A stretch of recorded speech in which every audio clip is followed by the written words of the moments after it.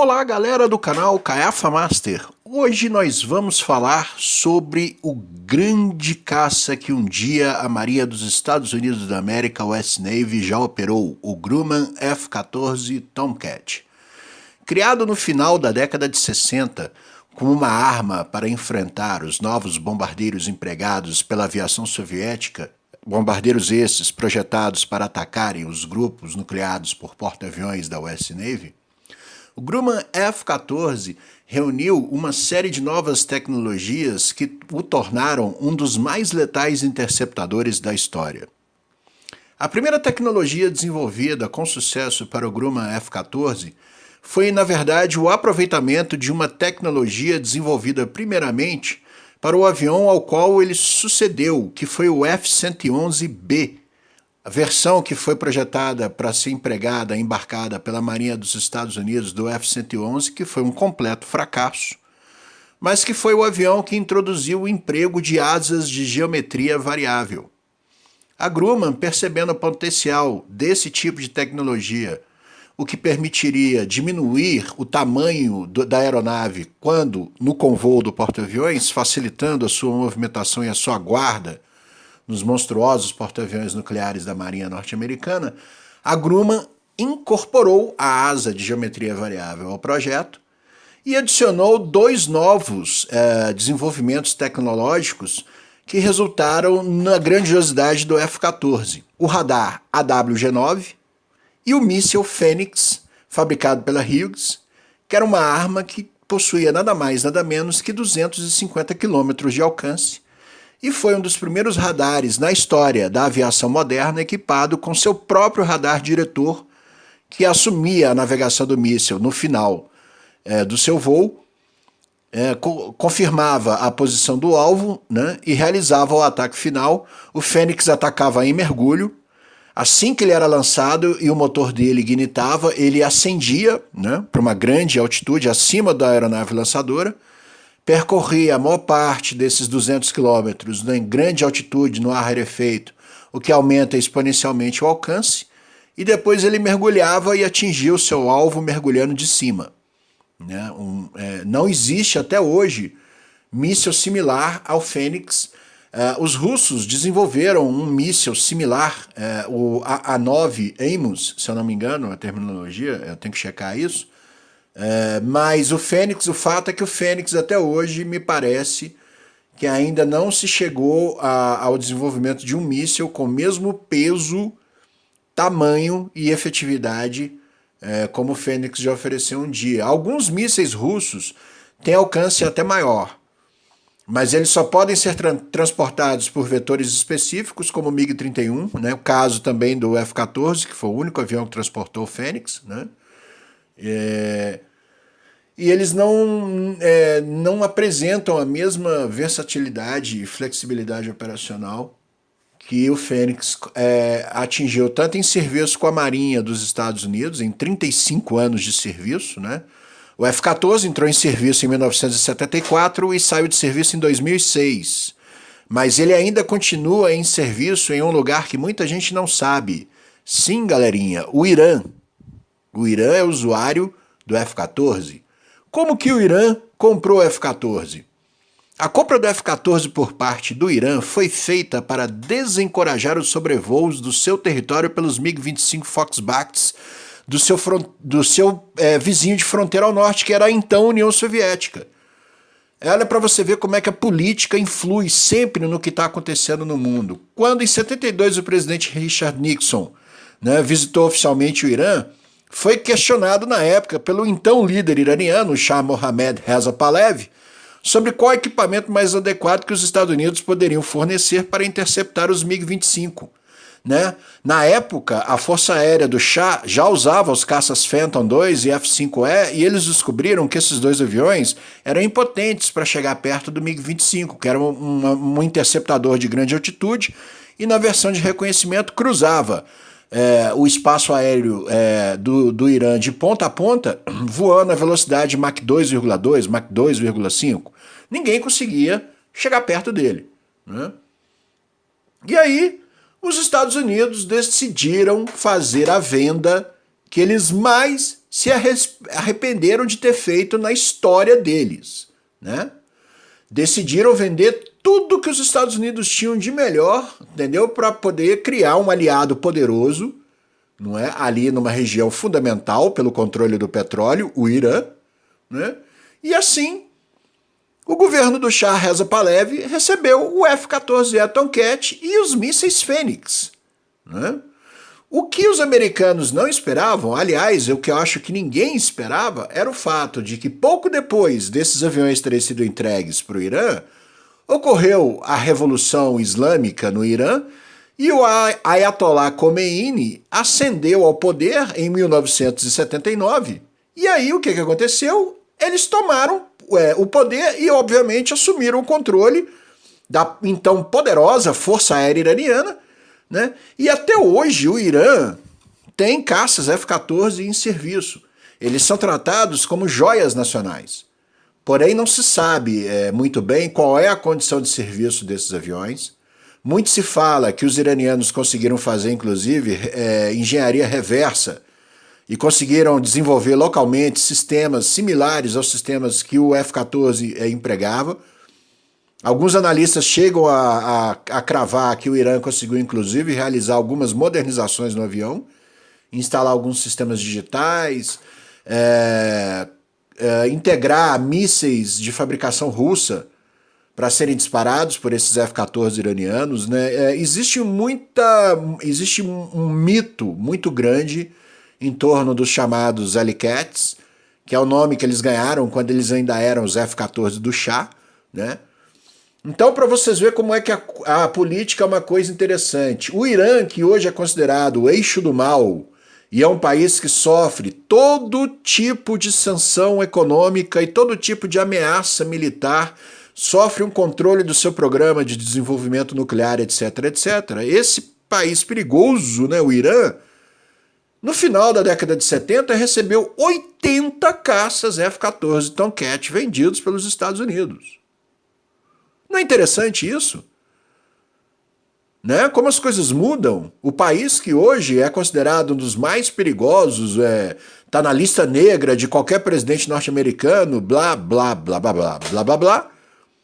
No final da década de 70, era comprador de F-14, era usuário de F-4 Phantom, de F-5 Tiger II, né?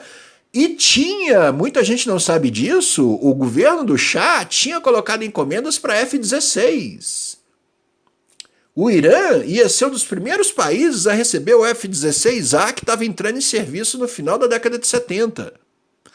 Os caças que chegaram a ser produzidos para serem entregues para o Irã, acabaram uma parte deles indo para a Venezuela.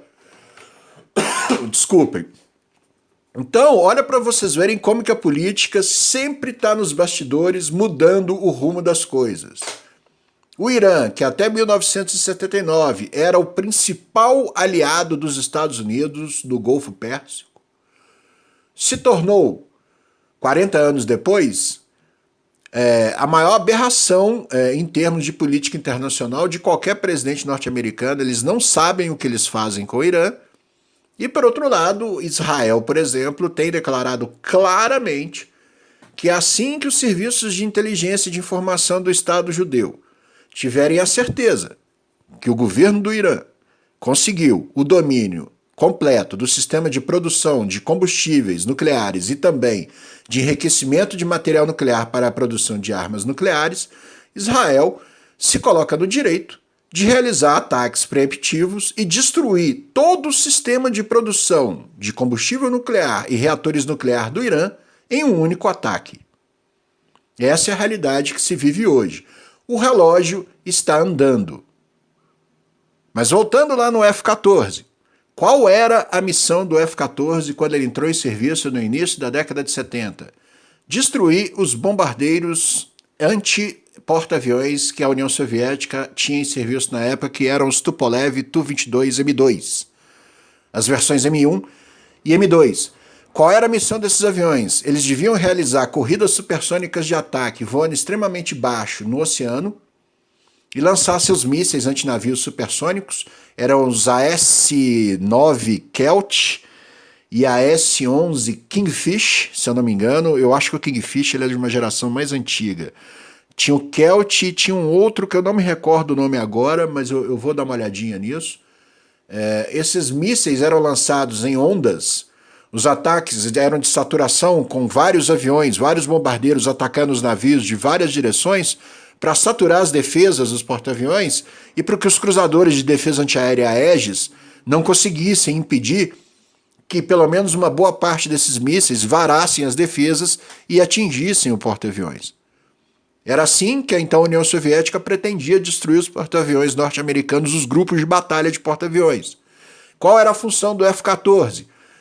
Está sempre no ar, patrulhando o grupo tarefa, a mais de 400 quilômetros de distância, e assim, somando essa distância de patrulha de mais de 400 quilômetros de distância do porta-aviões, com o alcance dos mísseis de mais de 200 quilômetros, eles podiam manter patrulhas aéreas de combate com uma área de mais ou menos 10 mil quilômetros quadrados durante horas, fechando o céu em todos os quadrantes para qualquer inimigo que tentasse se aproximar do grupo tarefa com o porta-aviões como líder, né? Coisa que, aliás, a Marinha dos Estados Unidos faz até hoje.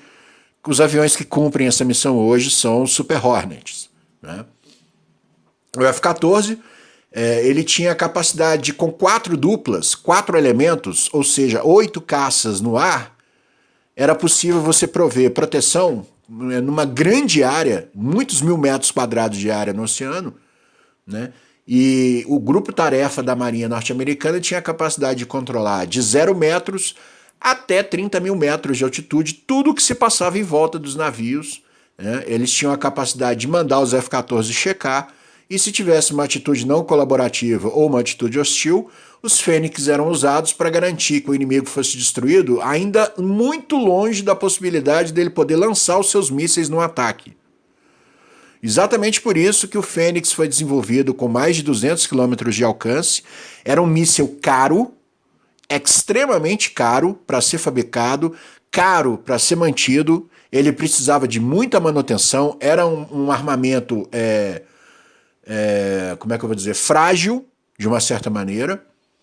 E você tinha que colocar esses mísseis nos caças e lançar os caças pelas catapultas dos porta-aviões, e esses aviões tinham que retornar depois com esses mísseis a bordo.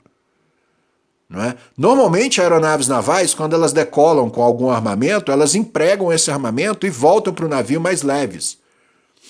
Mas os F-14, quando eles decolavam com 6, 8 mísseis, eles tinham que fazer a patrulha, permaneciam entre 2 horas e 6 horas patrulhando um determinado setor, em volta dos navios, e quando retornavam, eles pousavam mais leves porque tinham queimado combustível, mas com todos os mísseis a bordo. Então esse avião tinha que ter um desempenho de pouso espetacular. Não é por acaso que o F-14 é considerado até hoje uma das maiores obras de engenharia da indústria aeroespacial norte-americana. Era um avião superlativo, introduziu uma série de novas tecnologias, como o sistema de reconhecimento com câmeras de TV CCD a longa distância, que permitiu o piloto confirmar a identificação da aeronave a até 25 km de distância por meio de dispositivo óptico. Isso, na época, foi uma revolução, né? Você praticamente tinha um sistema óptico que não emitia nenhum sinal eletromagnético e tinha desempenho maior do que muitos radares usados na época.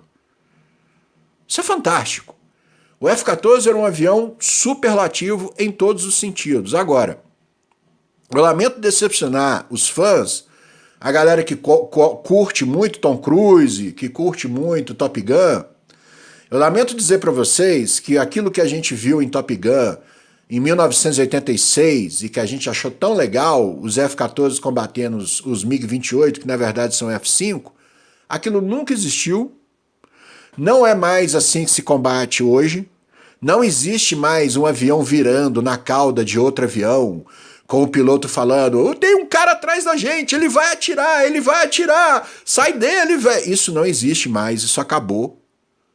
Combate aéreo não é mais dogfight, combate aéreo hoje é BVR, Beyond Visual Range. Você lança seus mísseis a pelo menos 150 km do ponto de impacto para matar o cara a 100 km de distância, você não vê o teu inimigo. Você sabe que você derrubou o seu inimigo porque ele desaparece da tela do seu radar. Não tem mais. Se você tiver que entrar em combate aéreo próximo e tiver que puxar curvas de 8G e tiver que fazer um monte de loucura para conseguir derrubar um avião inimigo, a sua tecnologia falhou miseravelmente, os seus sistemas são todos ridículos e o seu inimigo também deve estar passando por sérios problemas operacionais, porque combate próximo hoje significa que a sua tecnologia não funciona. O combate hoje é tecnológico. E o F-14 foi o primeiro avião na história do combate aéreo moderno que introduziu esse conceito de dar o tiro de morte contra a aeronave inimiga incursora no máximo de distância possível. Por que essa preocupação? Porque se esses aviões da então União Soviética conseguissem lançar seus mísseis, depois que os mísseis estivessem no ar, acabou para o porta-aviões. Por isso que os F-14 eram aviões grandes, com grande alcance, eles transportavam muito combustível interno, tinham uma sonda de reabastecimento em voo, eles decolavam com meio tanque, assumiam a posição de patrulha, se encontravam com a aeronave tanque, que era lançada pelo porta-aviões logo na sequência, a aeronave tanque reabastecia os F-14 até o tanque cheio, os F-14 iam para a área de patrulha e depois de algumas horas patrulhando, a aeronave tanque encontrava com eles no setor de patrulha, reabastecia eles de novo, eles ficavam mais algumas horas ali patrulhando e depois eles voltavam para o porta-aviões. E eu posso garantir para vocês, o F-14 pousando, ele precisava de espaço. O bicho é grande, o bicho é enorme. Realmente foi o maior caça naval já operado por qualquer marinha até hoje. Nem o Su-27, o Su-30 e o Su-35 operados pelos russos, ou as cópias chinesas J-11, J-10, whatever, nenhum desses chega perto do F-14 da grandiosidade desse avião. O F-14 é um avião incrível. Exatamente por isso que ele deixou muita saudade quando ele fez seu último voo em 2006. E, para quem acha que vai ser legal, Tom Cruise tá de volta como Maverick, infelizmente, galera, não vai ser F-14 Tomcat, vai ser Super Hornet Tijolo.